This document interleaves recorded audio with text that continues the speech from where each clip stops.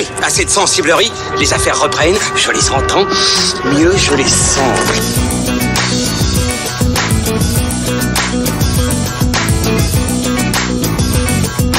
Qu'est-ce que c'est que ce foutoir, mon petit Bernard? C'est l'engin de guerre le plus puissant de tout l'univers. Bonjour à tous et bienvenue sur Séance Radio pour ce premier rendez-vous de Fan Footage, le podcast, votre nouveau rendez-vous ciné qui débriefe à chaud les films à l'affiche. Et quand on vous dit à chaud, mesdames et messieurs, on tiendra nos promesses, puisqu'après avoir assisté à une projection, nous passerons le film sur le grill avant d'élargir autour d'une thématique. Vous allez tout comprendre d'ici quelques instants puisque nous allons parler de Black Panther. Juste le temps pour moi de vous présenter mes petits camarades de jeu, Pierre Delors de Fan Footage. Salut Pierre. Salut. Et nous avons avec nous notre invité aujourd'hui, notre spécial guest, Ilan Ferry de Cinevibe. Salut Ilan. Salut Thomas. Allez, c'est parti. Bon, cette mission, c'est quoi? Nous sommes donc au Hurling Pub dans le 5e arrondissement de Paris. Nous sortons à l'instant de Black Panther, le 18e film de l'univers Marvel en salle ce mercredi. Le film, pour résumer rapidement, se situe juste après les événements de Civil War dans lequel le père du prince T'Challa, incarné par Chadwick Boseman, était tué. Ce dernier est donc de retour sur les terres du Wakanda où il vient prendre place sur le trône avant de faire face à une menace en la personne de Michael B. Jordan, acteur vu dans Creed qui était déjà réalisé par Ryan Coogler, qui rejoint donc l'écurie Marvel. Le film est déjà un record de prévente aux États-Unis et il récolte aussi 100% de critiques positives sur Rotten Tomatoes alors qu'il n'est même pas sorti. J'ai une question simple, messieurs, vous allez me dire, est-ce que vous soutenez ce chiffre de 100%? Dites-moi tout. Je vous écoute. Qui veut commencer? Pierre, vas-y. Bah écoute, moi je trouve que c'est un point tout à fait intéressant. C'est marrant d'ailleurs de commencer par ça. C'est qu'aujourd'hui il y a toujours des espèces d'emballements critiques américains dès qu'il y a un film qui sort, et en particulier un film de super-héros, c'est soit le plus grand film de tous les temps, soit la plus grosse bouse qu'on ait jamais vue. On est à des scores de 100% sur Rotten Tomatoes ou de 35 quoi. Je sais pas à quel niveau on est Justice League. Et Black Panther, voilà, il démarre à peine. Il y a que la presse qui l'a vu et quelques spectateurs choisis. On est déjà à 100% sur Rotten Tomatoes, comme c'était un film absolument parfait. Donc on va en discuter. Le film a énormément de défauts. D'accord. Et en fait, il est célébré. Et j'ai l'impression qu'on fait un petit peu l'impasse sur tous les points négatifs du film et qu'on s'intéresse uniquement à ce qu'il représente. Et effectivement, c'est une avancée sociale et cinématographique certaine. Voilà, on va y revenir. On y reviendra justement. Ouais. Je sais pas ce que t'en as pensé, Ilan. Alors, sur le film, moi, j'ai été assez déçu en fait. C'est même pas la question de déception, c'est plus que je n'ai pas été surpris. D'accord. En fait, c'est-à-dire que Black Panther était un des seuls personnages qui m'intéressait vraiment dans Civil War. C'est-à-dire quand je le voyais, j'avais un sourcil qui se levait. Le reste du temps, c'était baissé. Et je trouvais ce personnage intéressant. Quand j'ai vu les premières bandes annonces, j'ai trouvé qu'il y avait un ton qui était aussi très intéressant, qui semblait un peu aller hors des sentiers battus et un peu comme Thor. Un peu comme Thor, ouais, Thor a raison quoi. Ça c'est vache. Et au final, on se retrouve justement devant une espèce de mix entre Captain America et Thor, tout ça avec un background, un folklore pas très bien amené en tout cas. Moi, si je peux me permettre cette expression, mais c'est vraiment un film, je trouve, qui a le cul entre deux chaises. C'est-à-dire que c'est à la fois un film qui est un peu un grand tournant dans l'univers Marvel et dans sa réception critique. On sent qu'ils ont essayé de faire les choses bien, c'est-à-dire qu'ils sont allés chercher Ryan Coogler. C'est quand même pas n'importe qui. Ouais. C'est une des révélations du jeune cinéma afro-américain. On l'avait découvert avec Fruitvale Station il y a quelques années. Ensuite, il a réalisé Creed, qui est quand même un spin-off de Rocky, quoi. C'est pas rien. Avec toujours Michael B. Jordan qu'on retrouve dans Black Panther. Et en même temps, c'est un film qui est prisonnier du cahier des charges et de la charte Marvel. Et en fait, du coup, c'est ça qui le nivelle vers le bas du début jusqu'à la fin du film. Même si, alors, d'après ce que j'ai cru comprendre autour de cette table, je suis peut-être un peu, et pourtant c'est bizarre venant de ma part, étant donné que c'est un film Marvel, je suis un peu celui qui a entre guillemets, le plus apprécié le film. Je trouve qu'il y a quand même des bons points. On va peut-être revenir un petit peu là-dessus, parce que le film arrive à accomplir des choses. Je trouve que pour la première fois, c'est un Marvel où j'ai la sensation, un Marvel depuis ces dernières années, où j'ai la sensation que le réalisateur croit vraiment ce qu'il est en train de faire. Ouais. Et d'ailleurs, j'ai lu une interview de Ryan Coogler qui disait que c'était pour lui sans doute le film le plus personnel qu'il ait jamais réalisé, tu vois. Ouais, alors ça, faut se méfier. Argument marketing, quand tu rejoins l'écurie Marvel, vaut mieux mettre toutes les chances de ton côté. Et d'ailleurs, je voudrais juste rebondir sur ce que tu disais sur Ryan Coogler, parce que pour moi, je peux pas dire que j'en attendais vraiment beaucoup de ce film, mais j'avais quand même de grandes attentes dans la mesure où ce jeune cinéaste a été choisi, parce que Creed, moi, c'était une des grandes surprises il est sorti il y a 2 ans maintenant, ouais, c'est ça. Il y a 2 ans, ouais. Et je trouvais qu'il y avait une finesse dans la réalisation. dans la réalisation, il y avait un côté vraiment opératique par moment même, et je me dis mais là c'est pas possible. Pourquoi enfin il a été vraiment si bridé que ça. C'est surprenant, parce que ok, le film choisit d'être anti-spectaculaire d'une certaine manière parce qu'il est très bavard. On a deux grandes scènes d'action, et bon, et c'est pas les meilleures scènes d'action que vous verrez cette année, mais je sais pas, je m'attendais quand il y a des par exemple c'est ça qu'il faut préciser aussi pour celles qui nous écoutent et qui n'ont pas vu le film, c'est que c'est un film Marvel qui est moins centré sur l'action et le spectaculaire et les CGI, et plus sur ses personnages. Ouais. Ça veut pas dire qu'il les traite bien, hein. C'est ça, c'est-à-dire que centré sur les personnages, ok, mais encore faudrait-il que les personnages soient intéressants, que leurs interactions soient intéressantes. Moi, j'ai eu l'impression de voir un film juste avec des archétypes, si tu veux. J'ai l'impression d'avoir vu juste des mêmes personnages que je vois chez Marvel depuis 10 ans maintenant. Ce que je disais tout à l'heure, Black Panther, pour moi, c'est un mix entre Thor, le côté roi en devenir de Thor, avec la noblesse d'esprit de Captain America, mais qui n'a pas une personnalité à part entière. Ce n'est pas un vrai personnage, c'est un melting pot, si tu veux. Au niveau des archétypes, tu vois, on sent qu'il est allé essayer de faire quelque chose, de trouver une espèce de dimension classique, c'est-à-dire dans une dramaturgie avec le retour du frère ennemi. Il y a une thématique vraiment classique là-dedans. Il y a une mythologie qu'il essaie d'installer, en plus avec une imagerie et des origines et un aspect culturel qu'on n'avait jamais vu dans le blockbuster. Et voilà, c'est sûr qu'il faut le saluer. Par contre, il est enfermé dans des codes du blockbuster Marvel ou du code du blockbuster super-héros global qui... il a des très très bonnes intentions, puis tout s'écroule sous une dramaturgie vraiment hyper poussive. C'est long, hein, il y a des bonnes longueurs. C'est 2h15 et on les sent bien passer, et il y a des scènes, je pense notamment à cette scène qui se passe en Corée, qui est maladroitement reprise d'une scène de Skyfall aussi, par exemple. Honnêtement, moi je me permets encore d'intervenir, désolé, je coupe la parole à tout le monde. Moi j'ai été étonnamment surpris par le film dans sa première partie. Tout le début, je me suis dit finalement c'est pas si mal. En fait, j'ai été relativement investi dans l'histoire, et voilà, à partir de l'événement qui se déroule en Corée du Sud, on va pas raconter ce qui se passe, là j'ai décroché. Ouais, moi aussi, carrément. Ouais, non mais tout à fait, c'est-à-dire que moi j'ai vu la première partie, je croyais qu'il y avait quelque chose d'intéressant, une espèce de mix entre le film de super-héros et James Bond, qui plus est un James Bond noir.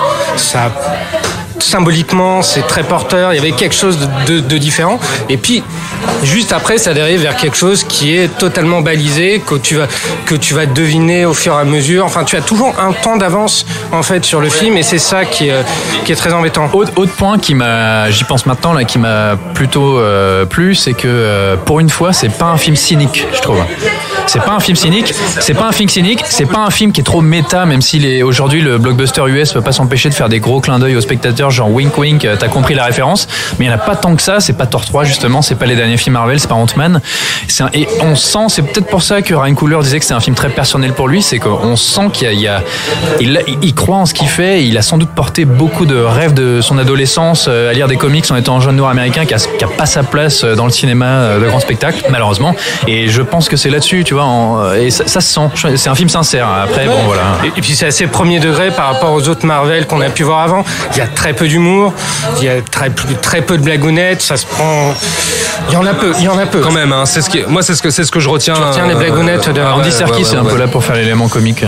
Et Martin Freeman aussi. Ouais, je l'ai pas vu comme ça, mais on peut le dire, parce qu'on voit Gollum en fait, c'est ça qui est aussi étrange, quand on va aller aussi à la confrontation entre le personnage d'Andy Serkis et de Martin Freeman, forcément on va penser Gollum contre le Hobbit, enfin contre.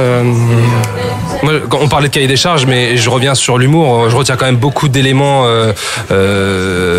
qui sont quand même très gênants dans la tonalité, notamment dans la tribu ennemie dans les montagnes. Ouais.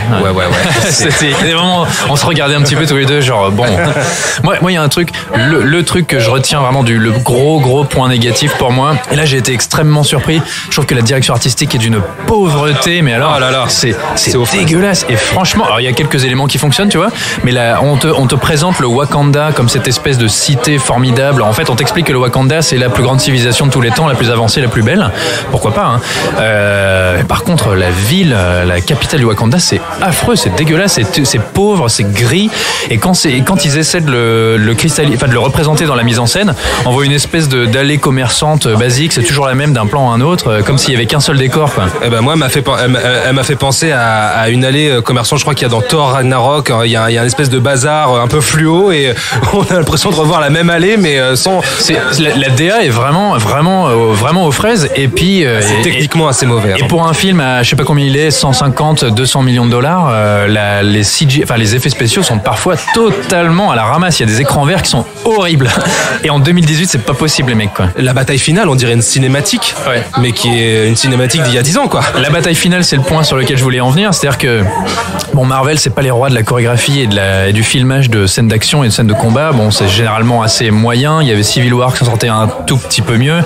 Et là, les scènes de combat d'acteur à acteur sont tout à fait banales et à la limite regardables. Par contre, les scènes de combat en image synthèse sont affreuses, quoi. Mais aussi parce qu'il y a absolument aucune affinité entre les personnages, quels qu'ils soient. Si tu veux, que ce soit des personnages qui soient alliés ou antagonistes, on ne sent aucune tension entre eux, on sent rien décrit dans leur relation. Ce ne sont même pas des relations. En fait, on voit des personnages, des pantins, si tu veux. Moi, ce que j'ai l'impression de voir, effectivement, c'était des pantins articulés qui étaient en train de batailler. Oui, ils ont une fonction. Exactement, c'est un film de figurines, quoi. On a l'impression de voir des figurines Marvel qui sont en train de se battre. C'est dur, hein. C'est bien trouvé. Est-ce que c'est le pire Marvel? Non, franchement. Non. Parce que moi j'aurais tendance à le classer parmi les pires Marvel, sincèrement. Ah non, ça peut pas être pire qu'Ant-Man, mec. Non mais attends, quand tu as je n'aime pas les Gardiens de la Galaxie, enfin voilà. Ah oui, moi non plus. Hein. Quand tu vois ce que Marvel est capable de produire en termes de divertissement, de spectacle, là c'est pas possible. Tu vois, il y a un truc qui me gêne, moi, par rapport à l'univers Marvel, justement, c'est que je trouve que Black Panther, malgré... Voilà, je reconnais quelques qualités. Malgré toutes les qualités que je peux lui reconnaître et la sincérité de Ryan Coogler à la réalisation, et je pense l'investissement de Chadwick Boseman dans le rôle principal, je trouve que c'est un film qui est totalement déconnecté du Marvelverse, alors que pourtant c'est un film qui s'inscrit dans le Marvelverse. On est quoi? On est dans la phase 3, non? C'est ça, voilà, phase 3. C'est un film qui sort post-Avengers 2, post-Civil War, etc. Et il y a quelque chose qui m'a gêné. Et en fait, j'ai même l'impression que le film n'essaye même pas d'être intégré dans la chronologie Marvel. C'est-à-dire qu'on te dit que le Wakanda, donc c'est la plus grande civilisation, c'est les plus avancés, ils ont une technologie formidable, c'est les meilleurs, Black Panther c'est le plus fort. D'accord. Ils ont choisi de vivre cachés. En fait, c'est ça le grand truc, de ne pas se révéler à la face du monde. Sauf que dans Avengers, l'ONU est complètement sauf que dans Avengers 1, l'existence du Wakanda. Non, mais ils sont au courant en tant que pays du tiers-monde pauvre. Ils imaginent que c'est un pays de fermiers. Alors ils sont pas au courant de l'avancement de leur technologie et qu'ils vivent sur une espèce d'hologramme. Mais le truc, c'est que dans Avengers 1 et 2, en fait, t'as une invasion planétaire qui menace l'existence même de la race humaine. Et en fait, finalement, le Wakanda ne cherche même pas. Là, on t'explique qu'en fait, le Wakanda n'avait quand même rien à foutre et qu'il choisit de pas intervenir, alors que la race humaine tout entière était en voie d'extinction, quoi. Et sur le point d'être décimée, ouais. Mais dans un sens, c'est quand même appréciable aussi un Marvel qui, pour une fois, n'essaie pas de raccrocher les wagons avec les autres, de faire de l'œillade aux fans de base en disant et regarde, tu vois ça c'est une petite référence au film d'avant. Tu l'as pas vu le film d'avant, mais il faut que tu le vois le film d'avant. Si tu veux, pour une fois, c'est appréciable. Donc le côté déconnecté du Marvel, du MCU dont tu parles, à la limite, moi, je l'apprécie. Oui et non, il est quand même, on va dire que c'est un Civil War bis, quoi, quelque part. Hein. Oui. 2.1. Enfin, tu vois. T'as quand même très très peu de références aux autres personnages, hein. Non, bien sûr, mais il a pour base Civil War. Ouais. Il s'en cache pas. Et puis toute la nouvelle campagne de pub, la nouvelle bande-annonce est censée justement jouer là-dessus, raccrocher les wagons avec le Wakanda en disant, regardez, depuis le début, on parlait du Wakanda, mais vous ne le saviez pas. Donc forcément, là, ils essaient de raccrocher les wagons. Et Ryan Coogler, il apporte quand même, et ça c'est un peu une surprise dans un film Marvel, enfin c'est pas une surprise pour Black Panther, mais c'est une surprise dans l'univers Marvel en général. Il apporte quand même une volonté de répondre à un contexte politique, notamment sur le statut de qu'est-ce que c'est que d'être un noir aujourd'hui aux États-Unis, la violence policière, etc. Il amène cette thématique-là. Il y a un personnage qui le représente, mais qui incarne cette idée. Oui, parce qu'il faut préciser aussi quand même que le film, le début du film contextualise, le début du récit, c'est en 1992. 92, ouais. Donc on sort des émeutes à Los Angeles, parce que ça se passe d'ailleurs en Californie au début. Ouais, et il choisit de commencer son film par ça, quoi. Voilà, pour contextualiser effectivement son récit. Autre chose à rajouter, messieurs? Mais voilà, moi je trouve que ce discours politique, alors j'étais certain qu'il serait dans le film et je pense que c'est une bonne chose qu'il soit dans le film. Par contre, je trouve pas qu'il soit toujours amené de manière particulièrement fine ou bien écrite. Et des fois, il y a même des contradictions, c'est-à-dire que je peux comprendre cette réflexion dans le film. Par contre, je ne peux pas comprendre que les habitants du Wakanda appellent. À un moment, ils voient un blanc pas pour la première fois, non, mais ils voient un personnage blanc qui est un Américain qui est incarné par Martin Freeman. Et ils l'appellent le colon. Et du coup, je comprends pas parce que le Wakanda a choisi de ne jamais se révéler au monde, donc il n'y a jamais eu de colonisation dans le Wakanda. Et ils ont choisi volontairement de ne pas intervenir pendant la colonisation des Européens sur les peuples africains. Donc du coup, je trouve que c'est un peu une aberration de mettre ça dans le film et c'est un peu de la politique à gros sabots, tu vois. Et je trouve que c'est pas, l'idée est là, mais la cohérence n'est pas là du tout, quoi. Ouais, mais le propos politique de toute façon n'est pas subtil en soi. Quand tu vois les deux antagonistes, donc Black Panther qui va affronter un autre personnage qui est une représentation très symbolique dont on va pas parler ici histoire de pas spoiler, mais c'est pas très fin si tu veux la manière dont l'antagonisme entre les deux entre ce qu'ils représentent, les deux personnages représentent et montré n'est absolument pas fine. Donc c'est de la géopolitique un peu pour les nuls, mais bon, ça avec Marvel on est habitué. L'antagoniste est un peu limite dans son traitement, c'est. Oui, pas que lui. Hein. Moi, j'aurais tendance à dire que même tous les acteurs sont sont très très très peu convaincants, à vrai dire. Même ah ouais. Ma déception, c'est Angela Bassett. Moi, je suis un énorme fan d'Angela Bassett. J'adore cette comédienne et dedans, elle est là. Elle disparaît. Elle a 2 minutes, quoi. Elle disparaît d'un seul coup. On sait même pas ce qu'elle devient, mais bon, voilà. Forest Whitaker aussi. Ah bah c'est la René Russo de Black Panther. Ouais, c'est la René Russo de Black Panther. Exactement. Ah, la pauvre. Black Panther, c'est en salle mercredi. C'est réalisé par Ryan Coogler et c'est le 18e film de l'univers Marvel. Cette mission, c'est quoi? Du coup, pour étendre un peu plus loin le sujet, Black Panther qui s'inscrit dans une démarche progressiste du film de super-héros et du blockbuster hollywoodien au sens large. Selon vous, messieurs, sommes-nous dans une démarche, dans une avancée sociale ou purement opportuniste? Pour être plus clair, Black Panther, le changement, c'est maintenant? Pour l'interrogation. Toujours citer François Hollande dans les podcasts cinéma. Alors moi, j'ai envie de dire que le changement, il a déjà eu lieu, bien avant Black Panther. C'était il y a 1 an sur Netflix, Luke Cage, qui était le premier véritable super-héros black de Marvel, mais qui a été totalement passé à l'as, en tout cas dans sa campagne marketing sur là-dessus. Et ce qui est drôle, c'est que quand on voit Luke Cage, c'est un héros qui est beaucoup plus significatif, représentatif d'une communauté, de sa culture que peut l'être Black Panther. Dans Luke Cage pose la question de qu'est-ce qu'être black aujourd'hui, qu'est-ce qu'être black dans l'Amérique d'aujourd'hui. Et on a, à travers la culture, la manière de penser, à travers un quartier qui vit et que veut défendre Luke Cage, et toute une communauté qui nous est donnée à vivre et qu'on ne ressent pas à l'échelle de Black Panther parce que la culture qui est dépeinte dans Black Panther relève plus du folklore qu'autre chose. Je dirais du folklore, totalement. Ouais, en fait, bon, moi, je suis pas un grand fan de Luke Cage. Je suis pas de toute façon hyper fan non plus de Daredevil ou etc. Les séries Marvel Netflix. Mais au moins, ce que je trouve dans Luke Cage, c'est que c'est une représentation populaire en fait. Alors que Black Panther, il y a quelque chose qui m'a vraiment gêné, c'est que dans Black Panther, la population noire de Black Panther, elle est absente. Il n'y a pas de peuple. C'est un film, il n'y a pas de peuple. C'est un film d'élite. C'est un film de monarques, de fils de rois, de princesses, de généraux. C'est vrai qu'à aucun moment on ressent vraiment ce que ça implique. Et en fait, derrière, il construit ce discours politique avec justement cette avancée sociale que pourrait représenter avoir enfin un véritable super-héros noir sur grand écran pour un grand public et pour toute une génération de jeunes noirs, en particulier aux États-Unis, qui ne se sont jamais sentis représentés. Oui, ils ont un problème d'identification. Ouais. Voilà, dans les médias. Sauf qu'en fait, c'est un divertissement, je trouve, qui reste en surface là-dessus, et il n'y a pas de population, il n'y a pas de peuple, tout ça, ça vole en éclats, en fait, dès qu'on s'intéresse un petit peu et qu'on gratte sous la surface et sur le polish du film, quoi. Mais perso, ça m'a dérangé, et le Wakanda, son fonctionnement, sa population, ses habitants, ce que ça représente, je trouve que ça fonctionne pas, et ça n'existe pas dans le film. C'est vrai. Mais au-delà de la représentation, au-delà de cette représentation-là, ce que j'aimerais savoir, moi, c'est on sort aussi de Wonder Woman. Oui, bien sûr. Voilà, de Wonder Woman qui était soi-disant le film ultime aujourd'hui dans l'ère des blockbusters actuels, qui représentait la femme, qui l'iconisait et qui lui donnait une stature puissante, etc., etc. Est-ce qu'on peut dire que Black Panther est dans cette même démarche? Il s'inscrit dans une mouvance déjà, hein, parce que Wonder Woman, Black Panther, donc Wonder Woman, un personnage central féminin à la tête d'une franchise, ce qui était un petit peu du jamais vu. Black Panther, un noir. Ensuite, on va vers Captain Marvel, qui sera encore une femme, si réalisé par une femme aussi d'ailleurs, je crois. Peut-être un Black Widow. Wonder Woman était réalisé par une femme, parce qu'il y a aussi la question de l'accès des femmes au poste de réalisatrice sur des grands blockbusters, ce qui est quelque chose aujourd'hui, ça représente peanuts, malheureusement. Black Panther, c'est Ryan Coogler qui est aussi réalisé par un noir. Donc évidemment, ce film s'inscrit dans une certaine mouvance.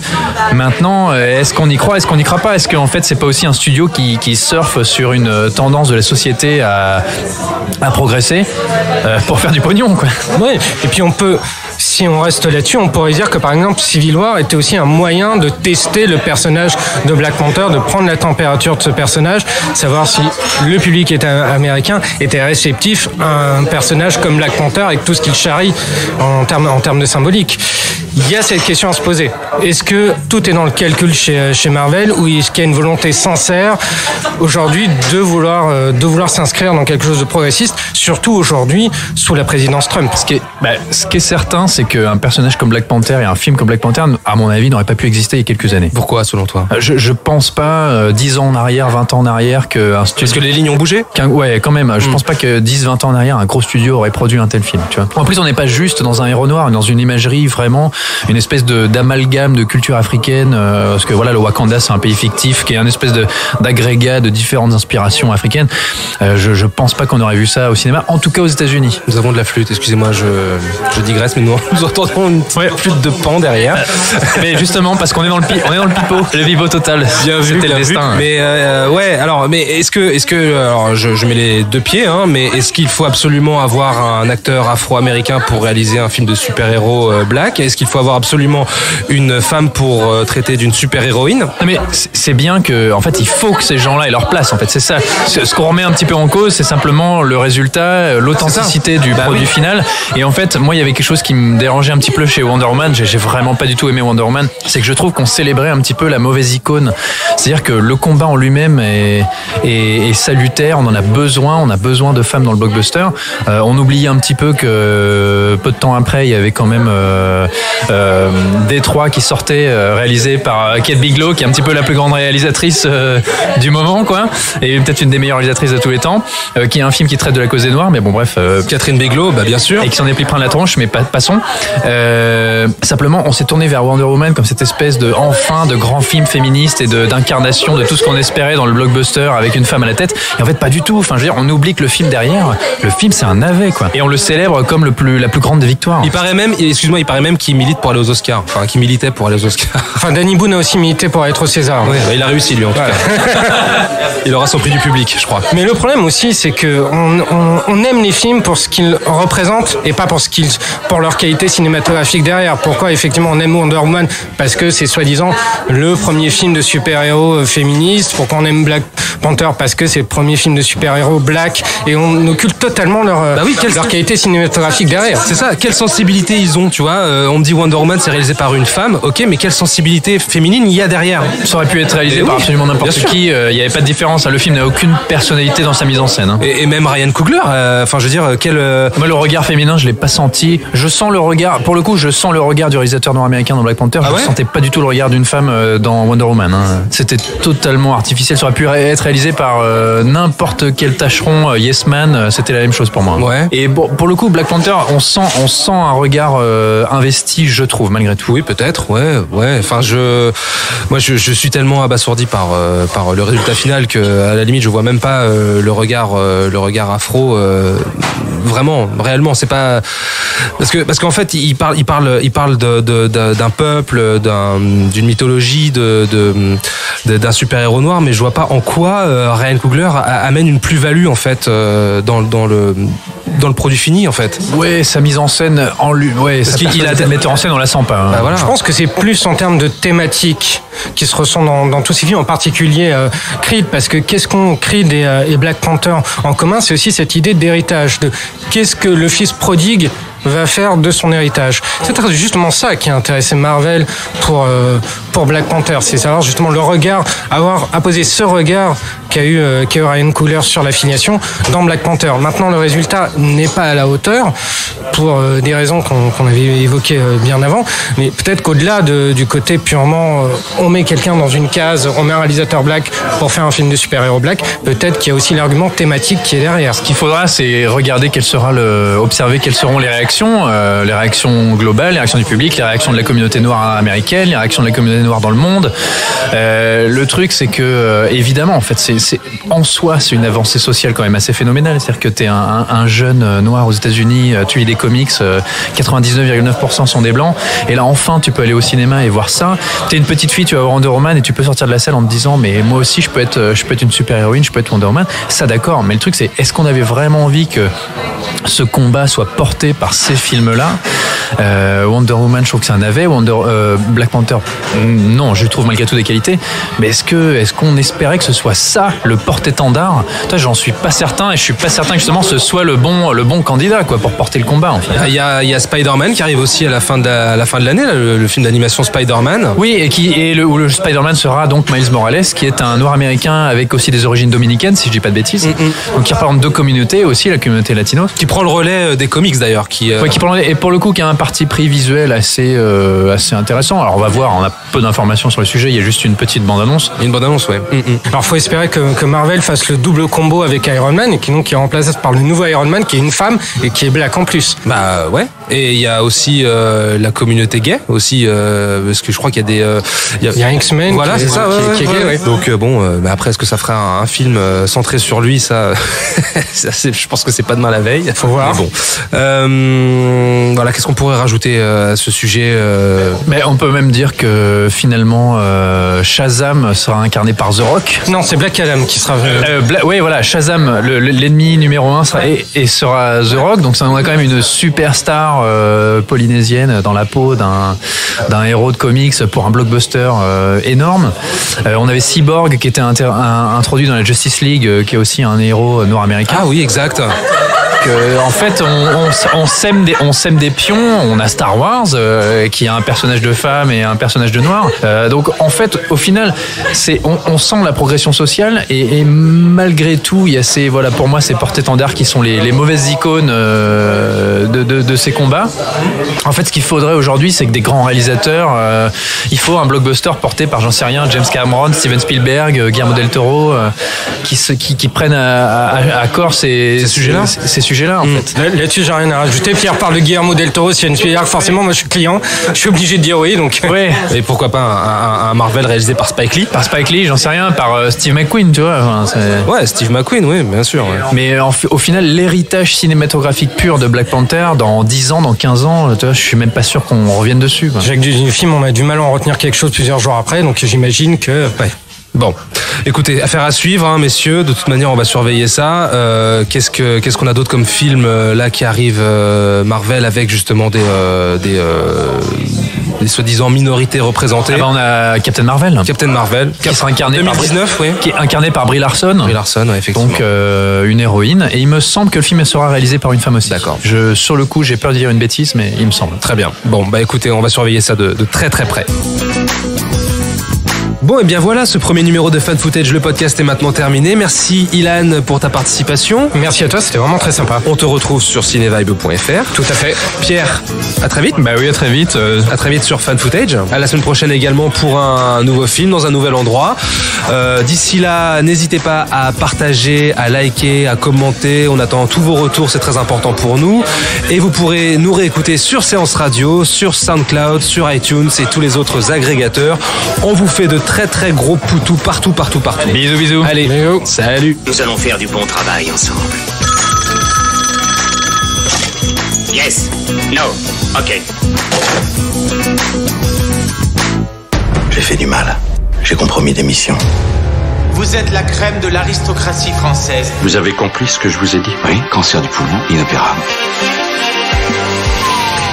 Next Épisode, c'est le nouveau rendez-vous 100% série de Séance Radio avec Charline Roux et son équipe. Romain, convaincu aussi? Moi, j'ai plutôt aimé. Et c'est une série qui est quand même axée sur le verbe. Est-ce qu'une série avec juste du verbe, ça suffit à faire une bonne série? Ce qui est fort, c'est que c'est un western politique, en fait. Et en plus, ne s'emplit que des idées, en fait. Parce que moi, ce qui m'embête vraiment dans cette série, c'est qu'il y a quasiment pas d'idée originale. La nostalgie des années 80, on l'a accepté. On ne sera pas nostalgique des années 90. C'est pas possible. Next Épisode, le mardi à 19h sur Séance Radio, est disponible sur toutes les applications podcast.